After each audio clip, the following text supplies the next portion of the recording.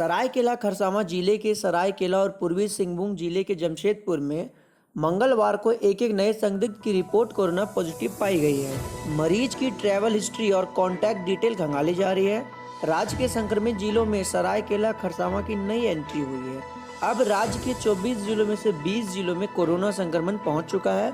नए मरीज के मिलने के बाद पूर्वी सिंहभूम में कोरोना संक्रमितों की संख्या 6, जबकि राज्य में अब संक्रमितों की संख्या बढ़कर 234 हो गई है। कुल मरीजों में से 128 ठीक हो गए हैं, जबकि 4 की मौत हो गई है। लॉकडाउन के दौरान महाराष्ट्र के सोलापुर में झारखंड के प्रवासी मजदूरों से भरी बस मंगलवार सुबह यवतमाल के पास दुर्घटनाग्रस्त हो गई। बस को एक ट्रक ने टक्कर मार दी। हादसे में 4 मजदूरों की मौत हो गई, वहीं 15 लोग जख्मी हैं। हादसे में घायल और मृतक झारखंड में कहां के रहने वाले हैं। उधर लॉकडाउन फेज 4 के दूसरे दिन मंगलवार को झारखंड सरकार की ओर से दी गई छूट के बाद हार्डवेयर और स्टेशनरी की दुकानें खुली। मोबाइल, टीवी आदि के सर्विस सेंटर निगम सीमा के बाहर खोलने की अनुमति है। कपड़े चप्पल की दुकान फिलहाल नहीं खोली गई है। देश में लॉकडाउन का चौथा चरण सोमवार से शुरू हो गया।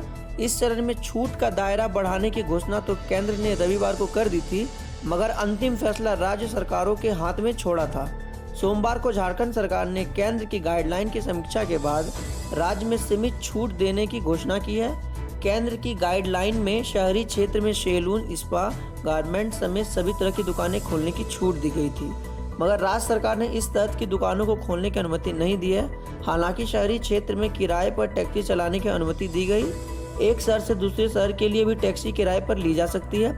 साथ ही शहरी सीमा के औद्योगिक क्षेत्र में उद्योगों के संचालन व कंस्ट्रक्शन की भी अनुमति दी गई। हालांकि उद्योगों व कंस्ट्रक्शन में मैन पावर के इस्तेमाल में केंद्र की नियमावली का पालन करना जरूरी है। यही नहीं, शहरी क्षेत्र में निजी दफ्तरों को भी खोला जा सकेगा।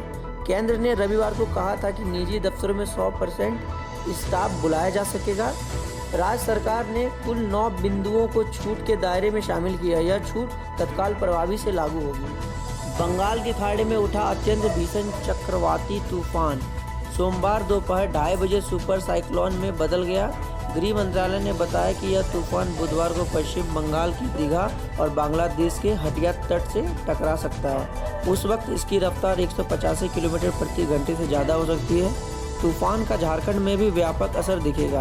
राज्य के 8 जिले तूफान से सर्वाधिक प्रभावित होंगे। मध्य क्षेत्र में राजधानी रांची और बोकारो, धनबाद समेत आसपास के इलाके में भी गरज के साथ बारिश और आकाशीय बिजली गिरने की आशंका है। जमशेदपुर में भी आज और कल बारिश के आसार हैं। भारतीय मौसम विज्ञान केंद्र रांची के वैज्ञानिक अभिषेक आनंद ने बताया कि मौसम में बदलाव 19 मई की रात से ही शुरू हो जाएगा। आसमान में बादल छाने लगेंगे। 20 मई को दिन से तेज हवा के साथ बारिश के आसार हैं। तूफान के कारण 8 जिलों में 70 से 80 किलोमीटर प्रति घंटा की रफ्तार से हवा चलने की आशंका है। रांची, बोकारो में हवा की गति 30 से 50 किलोमीटर प्रति घंटा रह सकती है। बंगाल के दीघा और बांग्लादेश के हथिया के बीच तूफान है और यह बांग्लादेश की तरफ मूव कर रहा है, इसीलिए असर की संभावना कम है। लॉकडाउन 4 में राज्य सरकार ने छूट की घोषणा की। इसके साथ ही जमशेदपुर और इसके आसपास के इलाकों में लॉकडाउन में पहली बार औद्योगिक और कारोबारी गतिविधियां शुरू हो सकेंगी। शराब की दुकान भी खुलेंगी। लोगों को खरीदारी के लिए ई पास जरूरी है। इसके लिए ऑनलाइन आवेदन करना होगा। इसी के साथ आधार पर आवाजाही हो सकेगी। लेकिन स्कूल, कॉलेज, धार्मिक स्थल, शॉपिंग मॉल, साथ सैलून, होटल व जूते कपड़े की दुकानें नहीं खुलेंगी। लोग ई पास दिखाकर खरीदारी कर सकेंगे और आसानी से बाजार आ जा सकेंगे। सुबह 7 से शाम 7 तक कारोबारी गतिविधियां और लोगों की आवाजाही की छूट रहेगी। शाम 7 बजे से सुबह 7 बजे तक घरों से निकलने पर प्रतिबंध रहेगा। लोगों को सोशल डिस्टेंसिंग मेंटेन करने के साथ ही मास्क लगाना जरूरी होगा। राज्य में मंगलवार को 2 प्रवासी मजदूरों की मौत हो गई। इनमें से एक हजारीबाग और दूसरी घटना चतरा में हुई। हजारीबाग में गुड़गांव से लौटे इचाक का बरवा निवासी युवक इलाज के लिए भटकते हुए सोमवार की देर रात ट्रांजिट कैंप स्टेडियम की सीढ़ी पर लेट गया। देर रात उसकी मौत हो गई।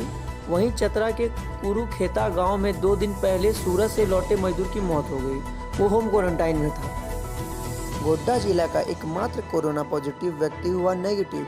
गोड्डा जिला हुआ ग्रीन जोन में। गोड्डा वासियों ने स्वास्थ्य कर्मियों और गोड्डा पुलिस के इस महामारी से लड़ने के अथक प्रयास के लिए उन्हें तहे दिल से शुक्रिया अदा किया।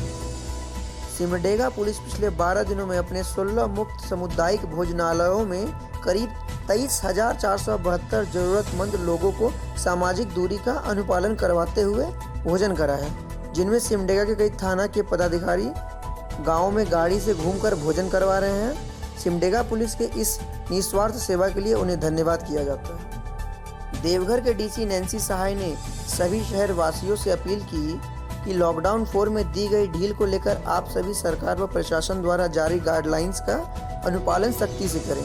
सबसे महत्वपूर्ण साफ सफाई के साथ मास्क और सामाजिक दूरी का अनुपालन करते हुए दूसरों को भी ऐसा करने के लिए प्रेरित करें। इसी तरह बने रहिए कैशन बा के साथ। हम आपके लिए इसी तरह अच्छे न्यूज़ लाते रहेंगे। धन्यवाद।